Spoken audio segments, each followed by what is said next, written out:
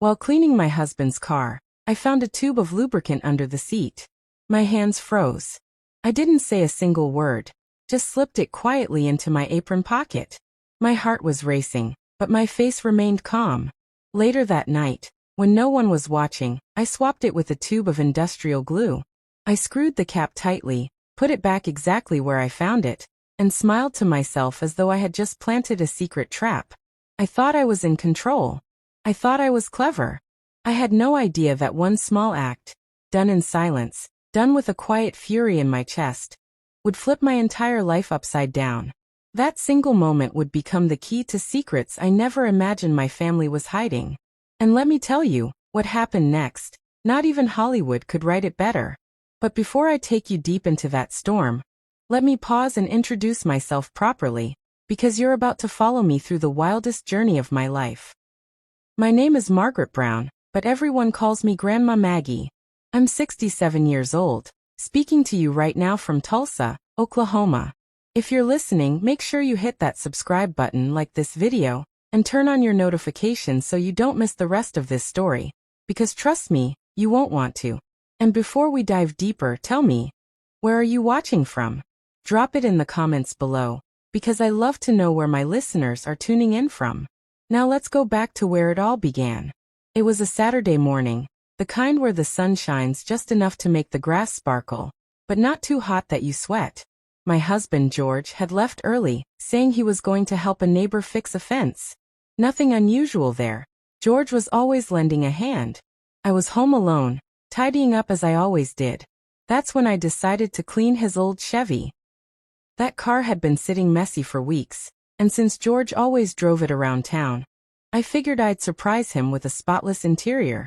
At first, it was just normal cleaning, fast food wrappers, old receipts, a couple of loose coins under the mat. But then, under the passenger seat, my hand touched something smooth and metallic. I pulled it out. That's when I saw it, the tube. A tube of lubricant. My heart thudded so loud I thought the neighbors could hear it. Now you might think I immediately exploded. But no. I've lived long enough to know that rage isn't always the best weapon. Sometimes silence is sharper. I stared at it for a long time, thinking, imagining. Was George hiding something? Was he using this for something he didn't want me to know? All kinds of ideas ran wild in my head. That's when the idea came to me. Without hesitation, I slid it into my apron pocket and decided I wouldn't confront him. Not yet. I would wait. That night, after George had gone to bed, I went into the garage. I keep a little stash of tools and supplies there, because over the years I've learned never to depend on anyone else for fixing things. Among my boxes, I found a tube of industrial-strength glue I had once bought for a broken chair. I unscrewed the cap, checked the thickness, and smirked. Then I grabbed the lubricant from my pocket, swapped them carefully, and placed the glue right back in the car the next morning. It felt wickedly satisfying, like I had planted a silent bomb that only time would detonate. But I didn't know when or how. Days passed and George acted normal. He didn't mention the car or the tube or anything unusual. For a moment, I wondered if maybe I had overreacted. Maybe it wasn't what I thought. Maybe it was nothing. Life went on quiet and ordinary. I baked pies, visited my grandchildren, went to church on Sunday. George laughed and joked like always, but the secret sat heavy on my chest. And then one Wednesday evening it happened. George came home later than usual. He looked pale, shaken, like he had seen a ghost. He went straight to the bathroom and stayed there far too long. When he finally came out, he wouldn't look me in the eye. He sat at the table, his hands trembling. And for the first time in decades of marriage, George lied straight to my face. He said, "I had a long day at work, Maggie. Just tired." But I knew something had gone terribly wrong with that little tube. And I knew that my quiet revenge had just opened the first crack in a dam that was about to burst. And just when I thought I had the upper hand, the phone rang. It wasn't a normal call. It was the kind of call that makes your blood freeze. A woman's voice. Strange, urgent, trembling. She said my husband's name. She said my name. And then she said something that made my knees buckle. That was the moment my whole world tilted sideways. The phone rang again, sharp and loud, as if the whole house knew it carried bad news. I picked it up with trembling fingers, pressing it to my ear. "Hello," I whispered, though I didn't know why I was whispering. George was sitting right there, staring at the table like it could swallow him whole. "Mrs. Brown." The woman's voice came fast, nervous, almost broken. "Please, listen to me carefully. Your husband, he's in trouble. And you don't know half of what he's been doing." My breath caught in my throat.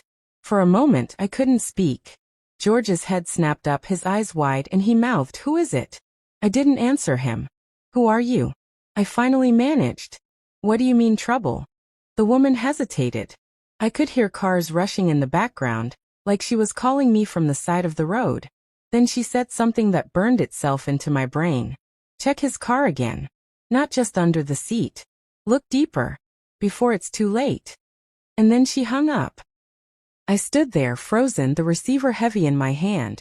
George shot up from his chair, stormed over, and yanked the phone cord out of the wall so hard the plastic cracked. "Who was that?" he barked. His face was red, his hands shaking. I had never seen him like that. "I don't know," I said, trying to keep my voice calm. "A wrong number." But he knew I was lying, and I knew he knew. For a long moment we just stared at each other, two old souls suddenly strangers. Then, without another word, he grabbed his coat and stormed out of the house, slamming the door so hard a picture frame fell off the wall. The silence he left behind was worse than the shouting. I sank into the chair, my mind spinning. What did that woman mean? What else was in the car? My curiosity burned, but so did a new fear. If George didn't want me to know, then maybe it was something dangerous. The next morning I made up my mind. While George went to work, I went back to the Chevy. The air smelled like old leather and dust. I pulled out the seats, checked the glove box, the trunk, even under the floor mats. That's when I found it, an envelope taped beneath the dashboard. My hands shook as I pulled it out. Inside were photographs. At first, I couldn't make sense of them. George standing with men I had never seen before. George shaking hands in dark parking lots. And then George handing over money, thick bundles of it. The worst photo of all? George wasn't alone. He was with another woman. Her face was blurred in the picture, but the closeness, the way his hand rested on her back, told me everything I needed to know. I dropped the envelope, my heart breaking, my mind screaming. I wanted to cry, but anger was stronger. Anger that I had spent 40 years of my life cooking, cleaning, raising children, building a family. And now I had to see this? But before I could even process it, I heard footsteps outside. The garage door creaked. George was home early. I shoved the photos back into the envelope and stuffed it under my sweater. He walked in, his face tight, his eyes scanning me like he already suspected. "What are you doing out here?" he asked. "Cleaning." I lied. My voice cracked. He didn't believe me, but he didn't push it either. Instead, he grabbed his car keys and said, "I need the Chevy tonight." I swallowed hard. Tonight. That meant the trap, the glue would finally spring. I should have felt satisfaction, maybe even triumph. But instead, a knot of dread twisted in my stomach. What if that woman was right? What if it wasn't just another woman he was meeting? What if it was something worse? That night, George left without saying a word. I watched from the window. The envelope clutched in my lap, my hands sweating. Hours passed. Midnight came. And then 1 a.m. And then sirens. Not just one. Several. Flashing red and blue lights raced down the street. My heart stopped. They were heading in the same direction George had gone. I couldn't sit still. I grabbed my coat, stuffed the envelope into my bag, and drove toward the noise. The streets were alive with chaos. Police cars lined the block. A crowd had gathered. And right there, under the glow of flashing lights, was George's Chevy. Her lips shaped the words so clearly that I didn't need sound to understand. "Your turn." My body went cold. The crowd around me blurred. The flashing lights felt distant, and for a moment, I couldn't breathe. Who was this woman? How did she know me? And why would she say that? I blinked, and just like smoke in the wind, she was gone. I spun around, searching the street, but she had melted into the night. My hands trembled as I gripped the steering wheel, driving home in silence. I didn't even notice the tears streaming down my cheeks until they blurred the road. When I got home, I collapsed onto the couch. The house felt different now, hollow, hostile. Every clock ticked louder, every creak in the walls sounded like footsteps. I pulled the envelope from my bag and stared at the photographs again. My husband, my George, the man who had held my hand through childbirths and funerals and holidays, was in these pictures like a stranger. His eyes were hard, his mouth set, his posture secretive. The young woman appeared in more than one photo, always close to him, always with that same unsettling confidence. For the first time in my life, I felt like a guest in my own marriage. The phone rang again. I nearly jumped out of my skin. My hand shook as I lifted the receiver. This time it wasn't the woman. It was the police. Mrs. Brown? This is Officer Daniels with the Tulsa Police Department. Your husband has been taken into custody. We need you to come down to the station tomorrow morning to answer a few questions. Questions? That word stabbed me. What did they think I knew? What did George drag me into? I agreed in a weak voice and hung up. Sleep didn't come easy that night. I tossed and turned, hearing George's voice in my head, seeing that woman's cold smile. At one point, I sat up and stared at the wall in the dark, whispering, "What did you do, George? What did you do to us?" Morning came heavy. I dressed carefully, choosing a plain gray sweater and slacks, the kind that made me look small and harmless. But inside, my stomach was tied in knots. At the police station, the air smelled of old coffee and paper. Officer Daniels, a tall man with a kind face, led me into a room with a table and 2 chairs. "Mrs. Brown," he said gently, "we need to know how much you were aware of your husband's activities." I frowned. Activities? He slid a file across the table. Inside were more photographs, different ones this time. George in a warehouse. George exchanging envelopes. George with men whose faces screamed danger. And then the bombshell. George with crates. Crates labeled not just with money, but with drugs. I covered my mouth, shaking my head. No, he wouldn't. Daniels leaned closer. "I believe you, ma'am. But the evidence is strong. We think he's been involved in a smuggling ring for at least a year. Possibly longer." The room spun. My husband. The man I trusted with my whole life. Smuggling. Drugs. Lies. But the worst part wasn't even that. The worst part was that a voice inside me whispered, that's why he needed the lubricant. Not for anything personal, but for business. For his secrets. Daniels kept talking, asking if I had noticed anything unusual. Elite. I lied through my teeth. Because how could I admit that I found the tube? That I switched it with glue? That I had planted the very trap that might have blown everything wide open? When I left the station, the sun felt too bright. My skin prickled with shame and fear. People walked past me like nothing was wrong, but my world was collapsing. At home, I sat at the kitchen table, staring at the photographs until I felt sick. Then I heard the sound.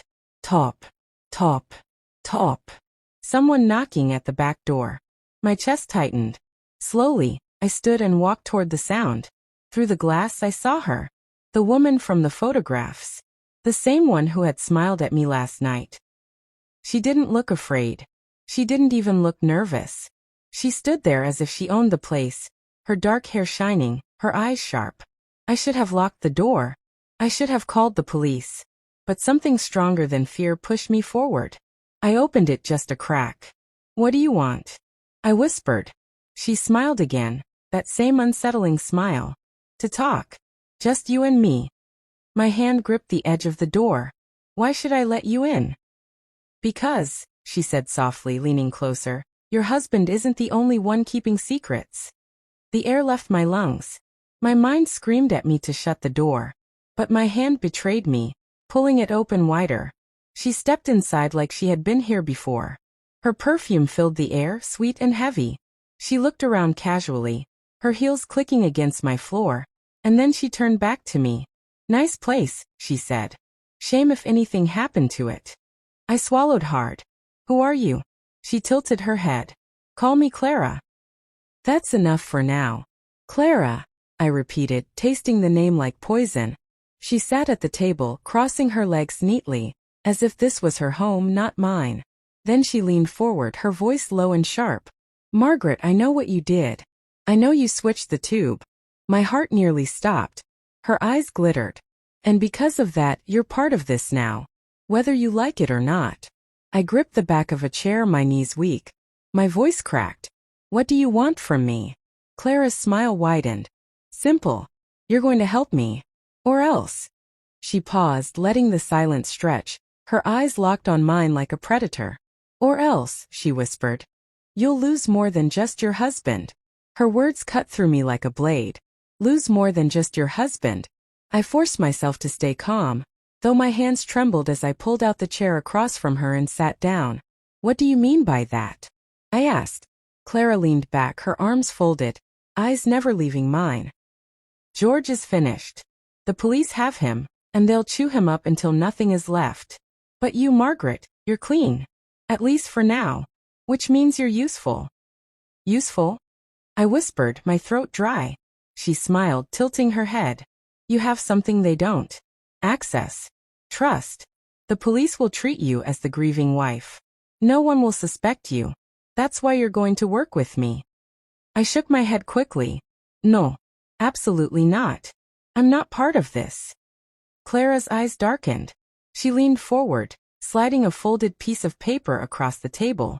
My hands stayed frozen in my lap, but my eyes dropped to the paper. Written across it, in neat handwriting, were the names of my grandchildren. Their ages. Their schools. My heart stopped. How do you? Clara cut me off, her voice ice cold. Don't underestimate me. If you refuse, I won't go after you. I'll go after them. And I promise you it will be quick, and it will be silent. I gasped, the room spinning. My hands gripped the edge of the table, so tight my knuckles turned white. Please, they're just children. Then do as I say, Clara replied smoothly. She stood, brushing invisible dust from her skirt. Tomorrow you'll receive instructions. Follow them, and everyone stays safe. Fail me, and you'll regret it. She started toward the door, but then paused, glancing back at me with that same chilling smile. Oh, she added casually. And Margaret, don't bother calling the police. If you do, I'll know. And I'll act. Fast. The door closed behind her with a soft click, but the silence she left behind roared in my ears. I sat there, shaking, staring at the paper with my grandchildren's names on it. Tears stung my eyes. My husband was in jail. My life had been turned upside down. And now this woman, this stranger, had walked straight into my home and chained me with fear. I pressed my hands together, whispering a prayer I wasn't sure anyone could hear anymore. Lord, give me strength. Because I don't know what to do. But deep down I knew. Whatever Clara wanted from me, I would have no choice but to obey. And just as that thought settled in my chest, the phone rang again. I jumped, my heart hammering. Slowly, I reached for it, lifting the receiver to my ear. This time, it wasn't Clara. It was a man's voice. Low. Urgent. Deadly serious. Mrs. Brown, he said. If you value your life, do not trust Clara. She's more dangerous than you think. The voice on the line was steady, low, and urgent. Mrs. Brown, if you value your life, do not trust Clara. She's more dangerous than you think. My grip tightened on the phone. Who is this? A pause. Then, a friend. For now, that's all you need to know. I swallowed hard. My heart was pounding so loud I could barely hear. How do you know my name? How do you know about Clara? He sighed like someone tired of running. Because I've been watching her. And your husband. For months. My knees buckled. I sank into the chair, clutching the receiver as though it were the only thing holding me up. Watching? Why? Who are you really? I can't give you my name, he said firmly. Not yet. But I will tell you this. Your husband got tangled in something he couldn't handle. Clara's not some innocent woman caught in the mess. She's the spider in the web. She pulls the strings. My mouth went dry. And my husband? The man hesitated, his silence heavier than words. Finally he said, George made choices. Bad ones. But Clara, she made sure he had no way out. She lured him. And she'll do the same to you if you let her. I closed my eyes, shaking my head. She already has. She knows about my grandchildren. She has their names. My voice cracked, the words trembling with fear. She said if I don't obey, they'll. I couldn't even finish. The man's tone sharpened. That's exactly how she works. Fear. Control. Lies. Listen to me, Margaret. Clara isn't just some girl. She's tied to people far worse than your husband's partners. She's clever, ruthless, and she won't hesitate to hurt anyone in her way. You need to be careful. Very careful. I clutched the phone tighter. Then tell me what to do. How do I protect my family?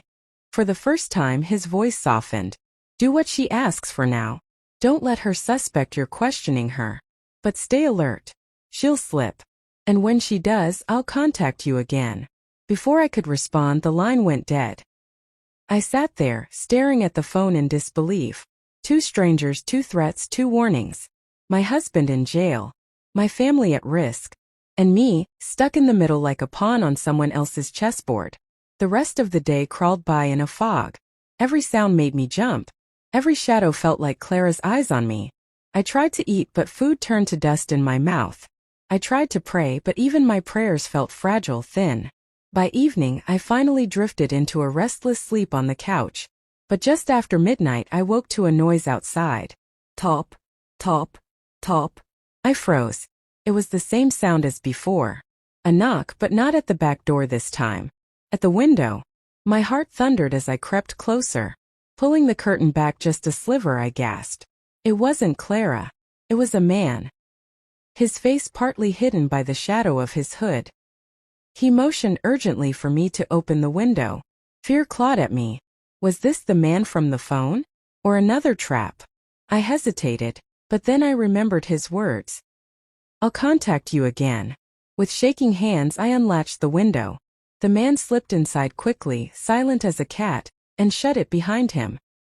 He pulled down his hood, revealing sharp eyes and a face marked with years of wear. Mrs. Brown, he whispered. I nodded, my throat tight.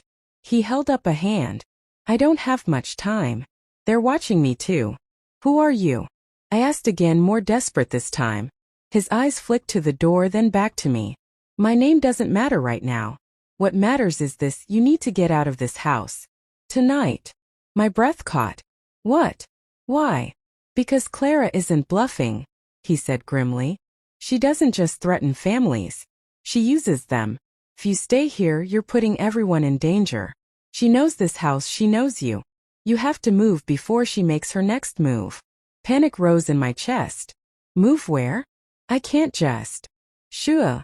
He cut me off, his voice low and sharp. Don't argue. Pack a bag with only essentials. Cash ID, clothes. Leave everything else. You have less than an hour. I stared at him, trembling. And my grandchildren? She knows where they are. His jaw tightened. That's why you need to do exactly as I say. There's a safe place, but you have to trust me. Trust. The word twisted in my gut. I had trusted George, and look where that led me. But what choice did I have? I whispered. And if Clara finds out I'm gone? His eyes darkened. Then she'll come after you harder. And when she does, it won't just be words and threats anymore. The clock ticked loudly in the silence that followed. I realized he was serious. Deadly serious. I opened my mouth to respond, but before I could, headlights flashed across the living room wall. A car pulling into the driveway. The man's eyes widened. He grabbed my arm, his voice a fierce whisper. It's her. Clara's here. Headlights flooded the living room, stretching long shadows across the walls. My pulse hammered in my ears as the man squeezed my arm tighter. Stay quiet, he whispered. Through the curtains, I saw Clara step out of a sleek black car. She looked different this time, no smile, no softness. Her hair was tied back, her face sharp with purpose. She moved quickly, like a woman who knew exactly what she was coming for. My knees wobbled. She can't know you're here, I breathed. She won't, the man replied, his eyes darting around the room. But you need to play your part. Keep her distracted. Whatever happens, don't let her suspect you're leaving. Before I could respond, there was a knock at the door. Hard. Not the polite kind. The kind that demanded entry. Margaret. Clara's voice called sweetly from outside. It's me. Open up. I looked at the man. He gave a firm nod, then disappeared into the hallway, melting into the shadows like he'd been doing it his whole life. With trembling hands, I unlocked the door and pulled it open. Clara stood there, dressed in black, her eyes gleaming under the porch light. She carried a small leather bag, which she clutched tightly. "Evening," she said smoothly, stepping inside without waiting for an invitation. I forced a weak smile. "Clara, it's late." "Business doesn't wait for daylight," she replied, tossing her bag onto the table. She looked around, scanning the room carefully. For a split second, I thought her gaze lingered on the hallway where the man was hiding, but then she turned back to me. "I came to see if you've changed your mind," Clara said. "About helping me."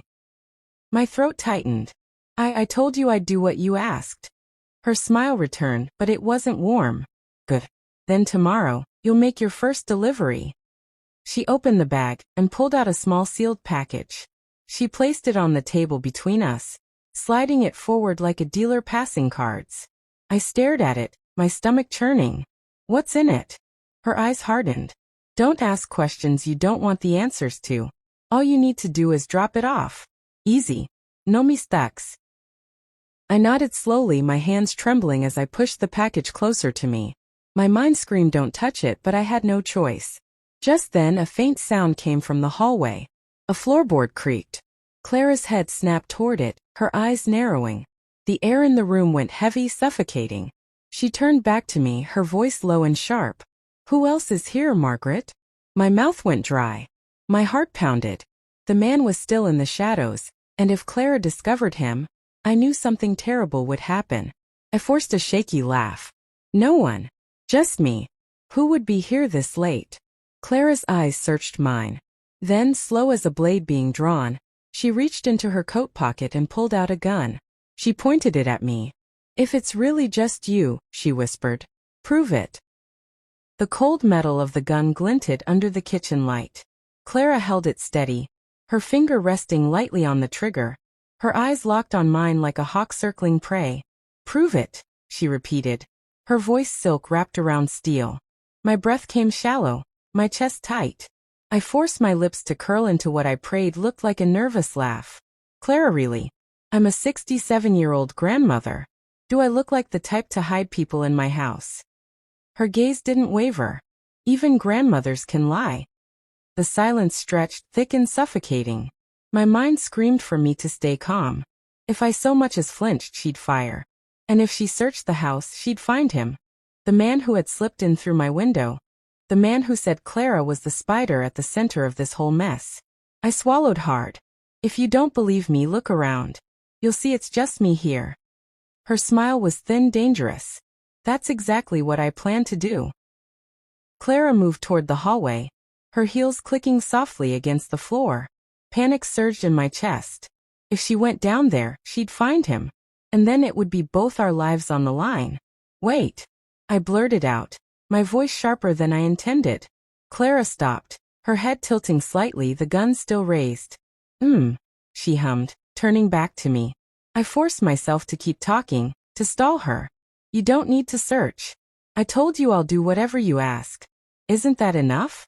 If I were hiding someone, would I really agree to make your delivery tomorrow?" For a moment, she studied me, her eyes narrowing, as though peeling back layers of my soul. Then slowly she lowered the gun. But she didn't put it away. Instead, she smiled again, that same chilling smile that made my stomach turn. "Clever," she said softly. "You almost sound convincing." Almost. The word cut deep. She didn't fully believe me. She circled back to the table, picked up her bag, and snapped it shut. "Tomorrow noon sharp. Corner of 5th and Main. Drop the package off in the alley. Don't look back, don't talk to anyone, and don't make mistakes. If you do..." She tapped the gun lightly against the table. "I'll know." I nodded, my throat dry. "I understand." Clara studied me one last time, then slipped the gun back into her coat. Without another word, she walked to the door and let herself out. The sound of her heels clicking on the porch and the slam of her car door echoed in the silence. A moment later, the headlights swept across the walls and then she was gone. I collapsed into the chair, shaking so violently I thought my bones might shatter. My hand clutched my chest, trying to steady my pounding heart. The man stepped out of the shadows, his face grim, his voice low. "You bought us time." "Barely." I spun toward him, anger bubbling up with my fear. Time? That woman just pulled a gun on me. She has my grandchildren's names, she has me trapped like a rat. And you say I bought us time? His jaw tightened. Yes. Because if she had gone down that hallway, we'd both be dead. The truth in his words sank in like a stone in water. I pressed my palms to my face, whispering through my trembling fingers, I can't do this. I'm too old for this. I can't. You can, he interrupted firmly. You don't have a choice. I dropped my hands and looked at him, tears stinging my eyes. Then tell me what to do. 'Cause I can't keep lying. I can't keep pretending I understand what's happening. He crouched down, his sharp eyes meeting mine. Tomorrow you'll make the delivery. Just like she said. But while you do it, I'll be watching. And together, we'll start pulling the threads of Clara's web until it falls apart. I shook my head weakly. And if she finds out you're helping me? His expression darkened. Then she won't give you another warning. She'll kill you. And she'll kill me. The words hung in the air like smoke. My hands clenched into fists. I thought of my grandchildren, their names written on that paper. I thought of George, locked in a jail cell, his mistakes dragging us all into hell. And I thought of Clara, her cold eyes and her gun pointed at me. Something inside me hardened. Then I'll do it, I whispered. I'll make the delivery. But if we're going to fight Clara, we do it smart. And we do it fast. The man gave a small nod, approval flashing in his eyes. Good. You've got more fight in you than you think, Margaret. I almost smiled, but then a noise shattered the moment. Glass. Breaking. I jerked my head toward the sound. The back window, the very one the man had slipped through earlier, exploded inward. A brick clattered across the floor, shards of glass spraying everywhere. I screamed, covering my face. The man grabbed me, pulling me behind him as he scanned the darkness outside. A note was tied to the brick with red string. He bent down, snatched it up, and ripped it open. His face went pale. What does it say? I asked, my voice trembling. He looked at me, his jaw tight, his eyes grim. Then he read it aloud. You're already dead, Grandma. The note slipped from his hand and fluttered to the floor like an autumn leaf, but the words clung to me like frost. You're already dead, Grandma. My whole body shook. My breath came in short gasps. They know, I whispered. They know about me. They're watching us right now. The man scanned the yard through the shattered window, his shoulders tense, his jaw tight. Stay down, he ordered, crouching low. His eyes flicked back and forth, sharp as a predator's. But outside, the night was empty. Just shadows and silence. I gripped the edge of the counter to steady myself. If they wanted me dead, why send a note? Why not just? My voice trailed off as the answer hit me. Fear. They wanted me afraid. They wanted me trapped in my own skin. They're not here to kill you, the man muttered. Not yet. This is Clara's way of reminding you who's in control. A bitter laugh escaped my throat. Control? She doesn't need to remind me. She already has my life in her hands.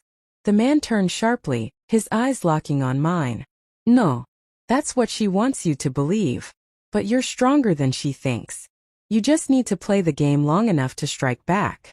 I shook my head. You don't understand. I'm not built for games. I'm a grandmother, for heaven's sake. I should be baking pies, not. The words broke off in a sob. My hands covered my face, and I sank into the nearest chair, my body trembling with exhaustion and fear. He knelt in front of me, his voice gentler now. Margaret, I know you didn't choose this, but you've been dragged into it, and now survival means doing things you never thought you'd do. You can handle it. I've seen that fire in you already. I lifted my tear-streaked face, searching his eyes. For a fleeting moment I believed him, but then the phone rang. We both froze. The shrill sound sliced through the silence like a knife. Slowly, the man reached for it, but I stopped him, my hand shaking as I lifted the receiver myself. Hello. Clara's voice poured through the line, smooth and sharp. Margaret, I hope you got my little message. My throat tightened. I glanced at the man, whose eyes told me not to speak, but Clara's voice left me no choice. You see, she continued, her tone almost playful. Trust is such a fragile thing. And right now you have none. So let's make it simple. Tomorrow's delivery? Consider it a test. Pass and your family stays safe. Fail. She paused, her silence more terrifying than words. And you'll find out just how serious I am. The line went dead. I lowered the phone, my hand trembling, my heart sinking. The man's voice was grim. She's tightening the leash. Tomorrow isn't just a delivery, Margaret. It's a trap. The morning of the delivery arrived like a dark cloud hanging over my house. I barely slept. Every time I closed my eyes, I saw Clara's cold smile, the glint of her gun, the note tied to that brick.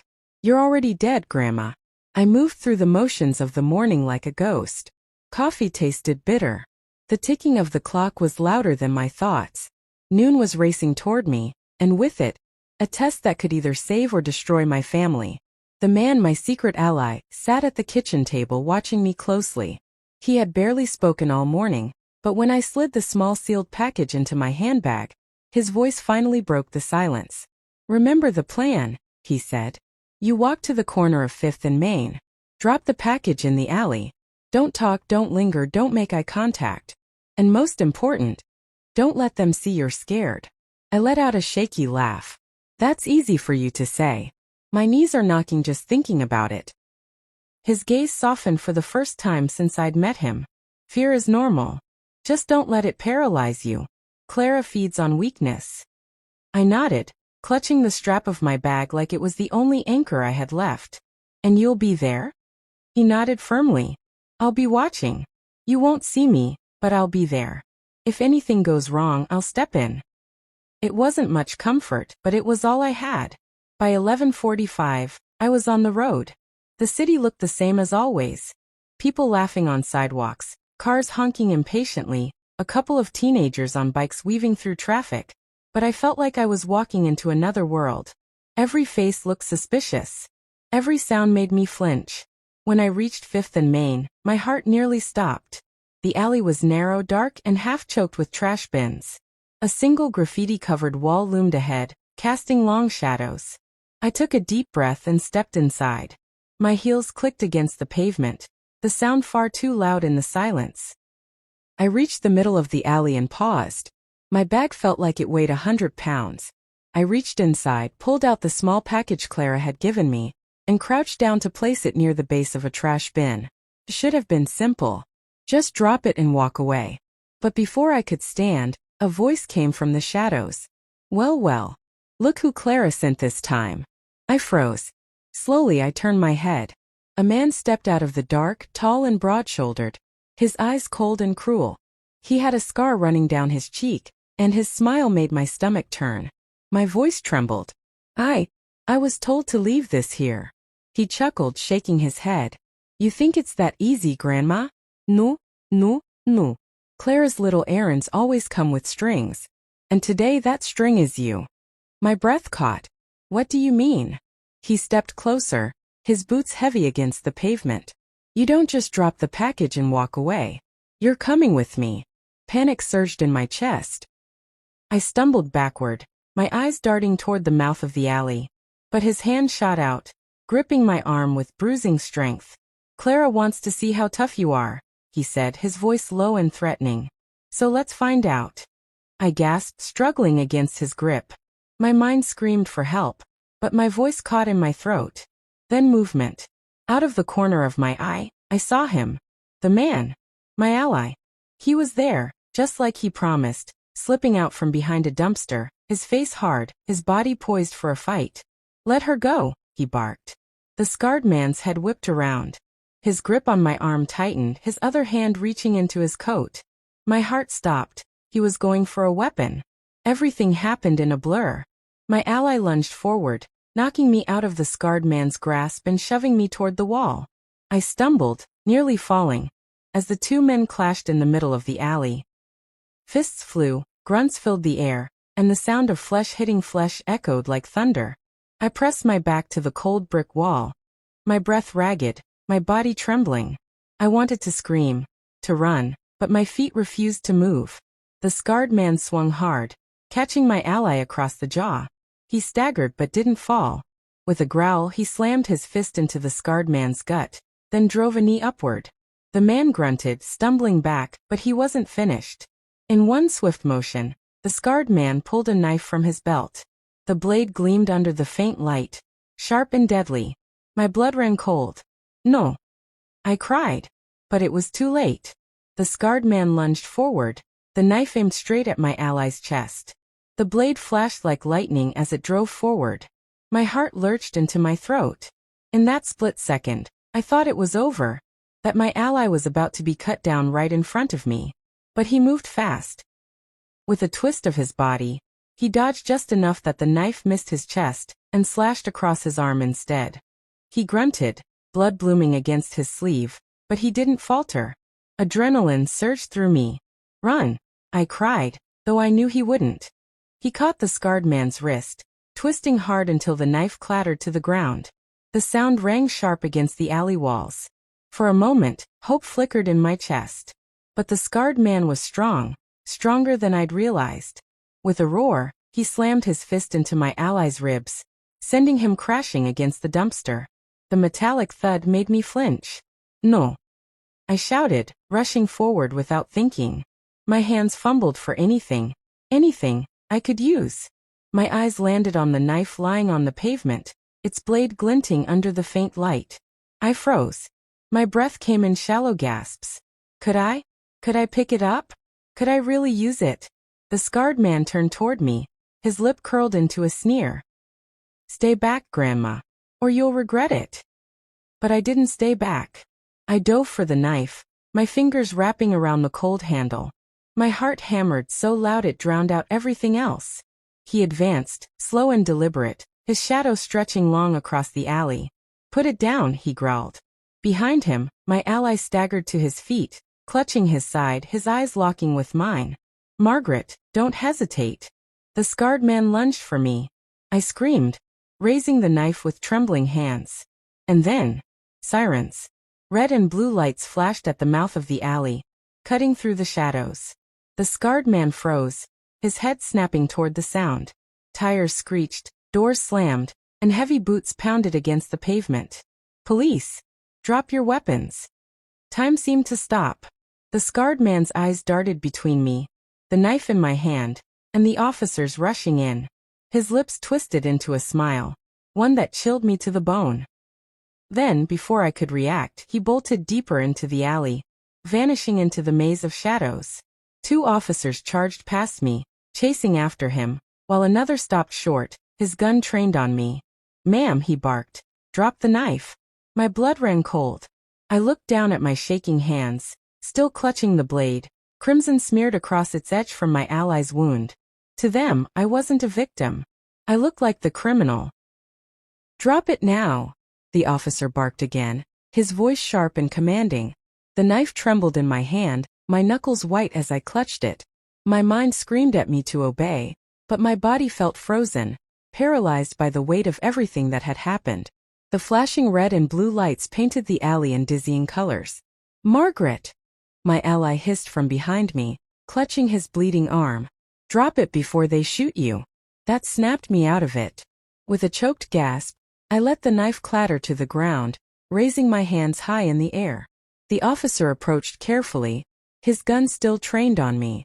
Another rushed over and kicked the knife out of reach. Turn around. Hands on the wall. I didn't do anything wrong, I stammered, my voice trembling. I was attacked. That man, he had the knife, not me. But my words fell flat against their suspicion. They pressed me against the cold brick wall, rough hands patting me down, searching for weapons. I felt humiliation burn my cheeks. 67 years old, treated like a criminal in the middle of the city. Clear, one officer muttered. They turned to my ally, who was hunched over, blood dripping from his sleeve. And who's this? Before he could speak, I blurted out. He saved me. Please, he's hurt, he needs a doctor. The officers exchanged a look. One spoke into his radio, calling for medical backup. Another stepped closer to me, his tone stern. Start talking, ma'am. What were you doing in this alley with a package and a knife? The question made my stomach twist. I couldn't tell them the truth, that Clara had forced me into making the delivery, that I was tangled in something too dangerous for anyone to understand. If I did, Clara would know. She always knew. I was just delivering something, I said carefully. A woman asked me to drop it here. Then that man came out of nowhere and attacked me. The knife wasn't mine. The officer's eyes narrowed. And this woman? What's her name? Panic surged in me. I couldn't say Clara's name, not here, not like this. My mouth opened, but no words came out. The silence was damning. Ma'am, the officer pressed. Are you refusing to answer? My ally, despite his pain, stepped in. She's in shock. You can see she's not a threat. That man with the scar. He's the one you should be chasing.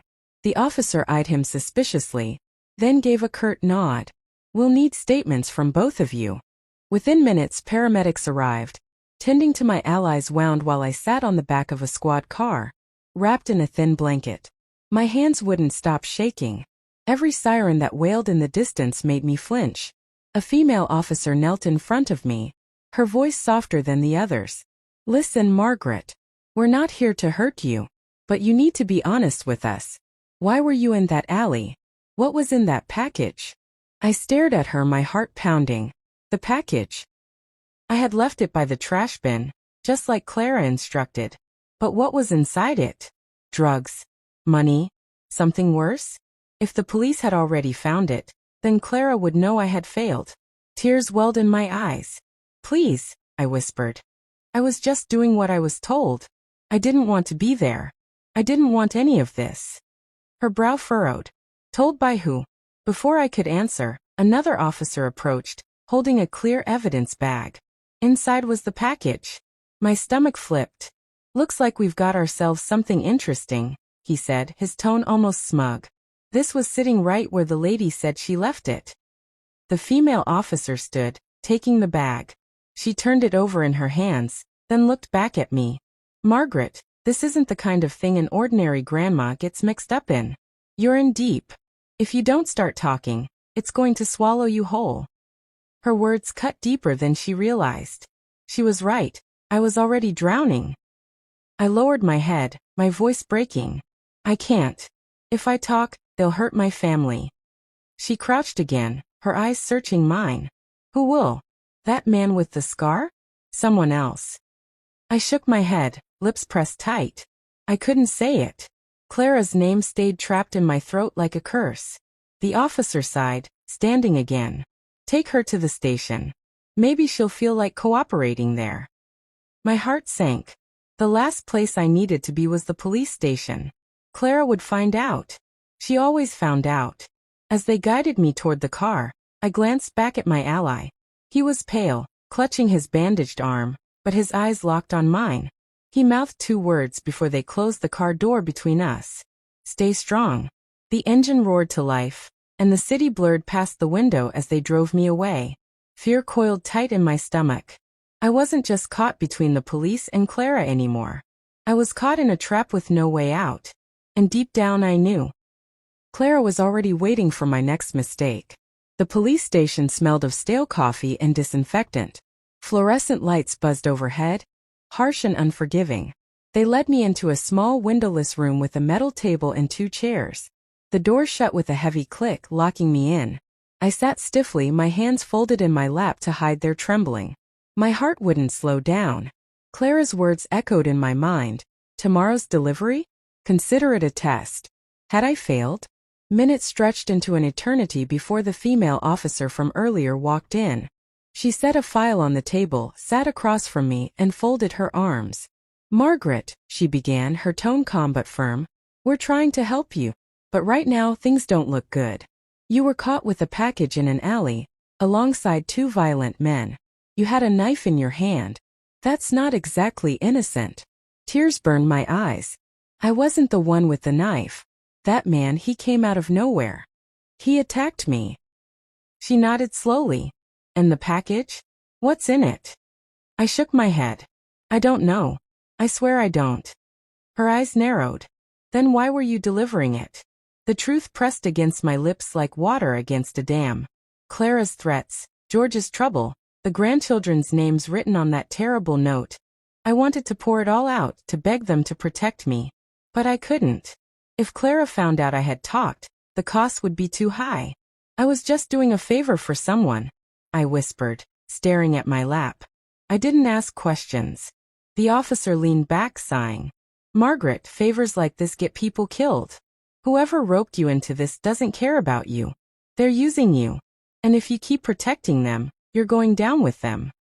Her words stung because they were true. I knew it. But still, my lips stayed sealed. A knock at the door interrupted. Another officer poked his head in.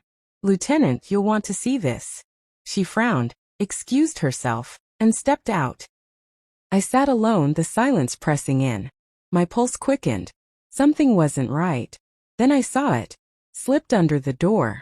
A folded piece of paper white against the gray tile floor. My blood ran cold. I leaned down, my fingers trembling as I picked it up and unfolded it. Inside, written in bold, sharp letters, were just 4 words. Stop talking. Or else. My breath caught. My stomach twisted. Clara had reached me, even here inside a locked police station. The door opened again, and the female officer stepped back in, holding a file.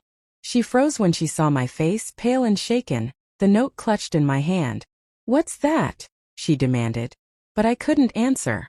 Because I knew in that moment nowhere was safe. The officer's eyes darted to the paper in my trembling hands. Margaret, she said sharply. What is that? Who gave it to you? I stammered. It was on the floor. Someone slid it under the door. Her brows furrowed.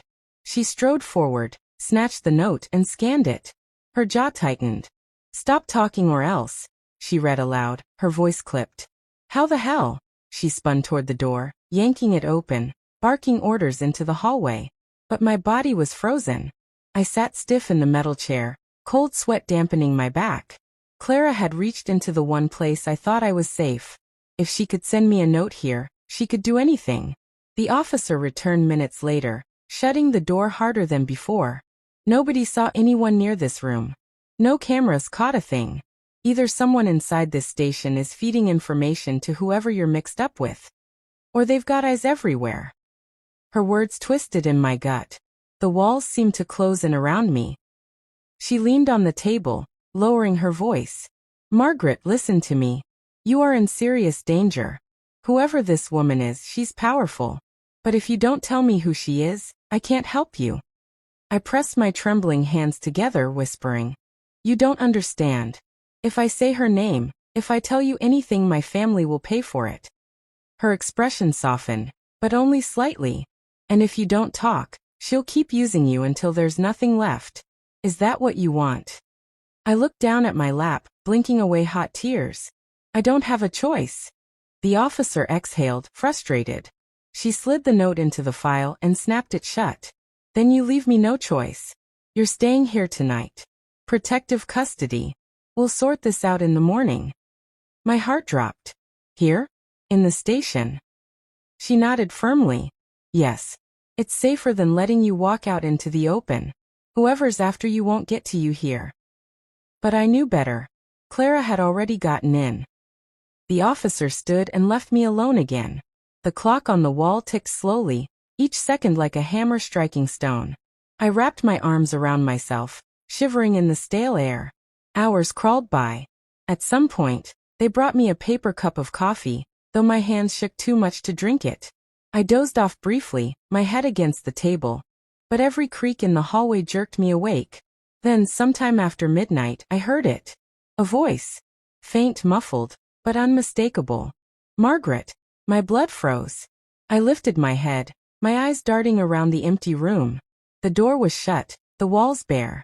Yet the voice came again, slithering through the air like smoke. Margaret, darling, did you really think you could hide from me? Clara. Her voice seeped from the vent above the table. I stumbled to my feet, staring up in horror. You've been very naughty, she purred, her tone both sweet and venomous. Talking to the police, letting them sniff around my business. That's not what good grandmothers do, is it? I shook my head violently, whispering. No, I didn't say anything. Her laugh echoed through the vent, cold and sharp. Oh, but you thought about it. I can feel it. And that, Margaret, is enough to make me wonder where your loyalties truly lie. Tears streamed down my face. I looked around desperately, as if someone could help me. but the walls seemed to trap me in Clara's grip. "Don't worry," she continued. "I'll give you another chance. Tomorrow night. I'll send someone for you. Don't resist. Don't run. Or else." Her voice trailed off, replaced by silence. I collapsed back into the chair, sobbing quietly. How could she reach me even here? How deep did her roots go? The door opened suddenly, and the female officer stepped in, carrying a stack of files. She stopped when she saw my face. "Margaret, what happened?" I opened my mouth to tell her. To tell her Clara had spoken to me through the vents. That she was everywhere, that I couldn't escape. But then I remembered the note. Stop talking. Or else. If Clara had ears here, if she was listening through the vents, then anything I said could be the end for my family. So I forced a weak smile, wiping my cheeks. And nothing. Just tired. The officer frowned but didn't push. She set the files down and muttered something about getting me a cot to sleep on. When she left again, I curled into the chair, hugging myself tight. Sleep was impossible. My mind raced in endless circles. And then, just when I thought I couldn't take any more, something slid under the door again. Another folded note. My hands shook as I picked it up, dreading what I'd see. This time, there were only 2 words written in bold, jagged letters. Tomorrow midnight. I sat in that gray interrogation room all night, staring at the 2 words on the paper like they were carved into my skin. Tomorrow midnight. Tomorrow. It wasn't an invitation. It was an order. By the time morning came, my eyes burned from sleeplessness, my body aching from the stiff chair. The female officer returned, cheerful with a cup of coffee in her hand. "Morning, Margaret. Didn't get much sleep, huh?" I forced a nod, my lips too dry to speak. She slid the coffee toward me. "We've got some movement on your case. My captain wants to meet with you. If you cooperate, maybe we can get you some protection for your family. But we need you to start naming names." Her kindness should have comforted me. Instead, it felt like another trap. If I spoke, Clara would know. If I stayed silent, the police would lose patience, and maybe turn against me. I mumbled, I need time." She studied me for a long moment, then nodded. "Time is something we don't have much of, Margaret. But I'll buy you a little." When she left, I crumpled the note in my hand and pressed it against my chest. Clara's voice haunted me still, echoing from that vent. "I'll send someone for you." The rest of the day blurred.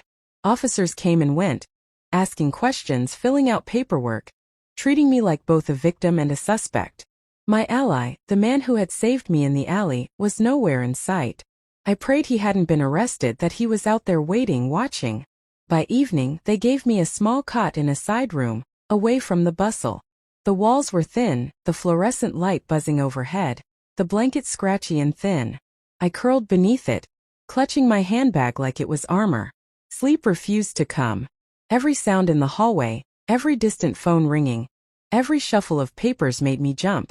Midnight crept closer, each tick of the clock dragging me toward Clara's deadline. At 11:45, my stomach churned with dread. I sat upright on the cot, staring at the door. Would she send someone to drag me out?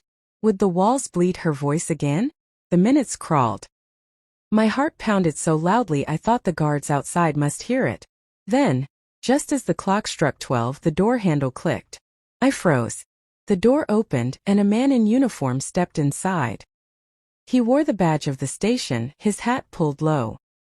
His face was shadowed by the dim light, but his voice was clear as he said, "Margaret, it's time." My blood ran cold.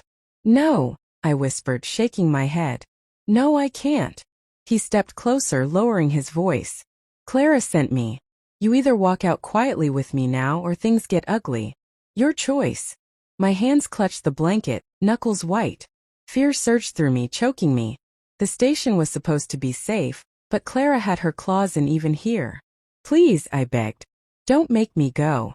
The man's lips curled into a hard smile. "You don't have a choice, Grandma." Before I could scream, he reached into his coat and pulled out a pair of handcuffs. The metallic click echoed like a death knell. The cold steel of the handcuffs bit into my wrists as the man clicked them shut. My heart pounded like a drum, my mouth dry as sand. "You don't need to fight," he said almost gently. though his grip on my arm was like iron. Clara just wants a word. A word. No one like Clara ever wanted just a word. He marched me through a side exit of the police station, past guards who didn't even blink. My stomach twisted. She had people everywhere, even here. By the time I was shoved into the back of a black sedan parked in the shadows, I realized something that chilled me to the bone. There was no safe place left in this world.